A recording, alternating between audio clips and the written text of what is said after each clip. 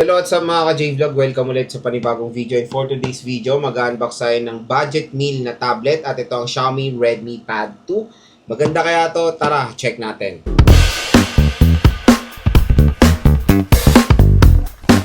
So and for today's video, mag-unbox tayo ng isang tablet at ito ang Xiaomi Redmi Pad 2. So marami pong variant itong Xiaomi Redmi Pad 2. Meron tayong Wi-Fi only at 4G. So itong binili natin is Wi-Fi only ito.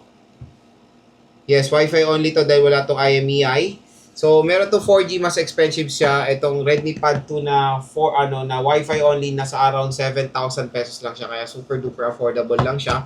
At ito yung pinakamura kinuha natin yung base model. Pero kung gusto niyo makuha to ng mas mababa, meron tayo ditong View Products. Dahil dito sa View Products, pag dyan kayo bumili, meron pong special voucher na naghihintay sa inyo na up to 1,000 pesos off ang pwede niyo makuha.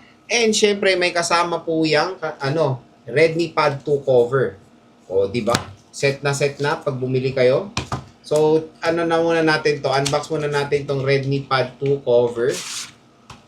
Nakakatawa yung cover is merong safety information lang naman.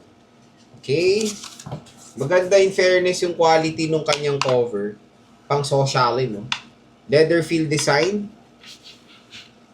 Di ba? And ito na yung Redmi Pad 2. Yung chipset na ito is very interesting dahil powered to ng MediaTek Helio G100 Ultra.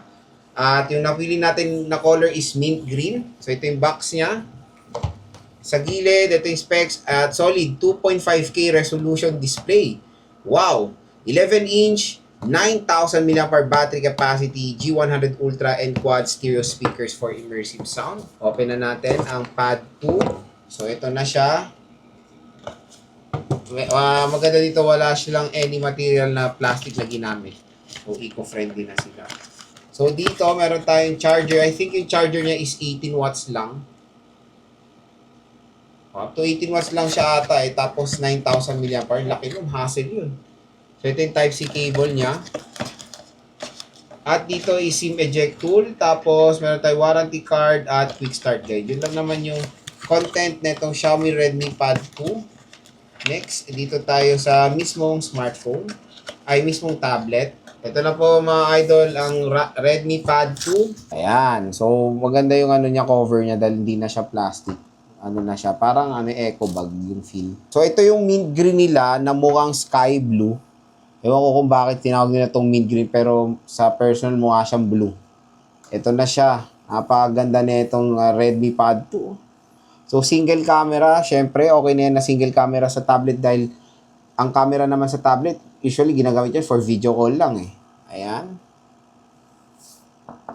Simple design, slim naman siya, lightweight. Ito yung SIM tray, ito yung card slot, microphone, and yung kanyang volume rocker sa right side. Sa taas naman is yung power button, yung dalawang speaker grills, na meron Dolby Atmos siya.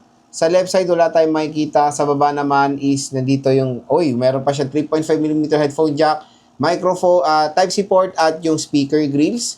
Siyempre, karamihan naman talaga ng tablet ngayon is landscape orientation na tayo, kaya nandito yung kanyang camera. So, open na natin ang Redmi Pad 2. Ayan. Mi powered by Android. Kabit na natin ang ating mahiwagang leather case. So, ayan, nakabit na natin yung leather case niya.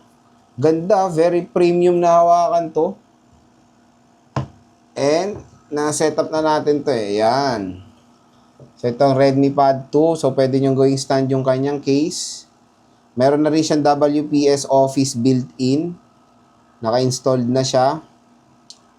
Napakaganda ng display. Akala nyo nga AMOLED, pero hindi to AMOLED. Ang taas kasi ng resolution niya. Kaya very sharp, very vibrant. So, HyperOS siya, which is okay yan. Hindi siya yung parang basic na MIUI for a tablet na mukhang Android Pie. Ayan, HyperOS 2 siya. 20GB of internal storage na ang nagamit. Detail spec is 4GB of RAM. Hindi siya extended RAM, which is okay na yan. Lara naman kwenta yan. 2.2 GHz, Android 15, at yung kanyang refresh rate is up to 90Hz screen refresh rate siya. So, ayan, kung interested kayo dito sa very powerful na tablet ni Xiaomi na meron 9,000 mAh battery capacity, click nyo na itong View Products natin. Mura at bagsak presyo lang dyan ang Xiaomi Redmi Pad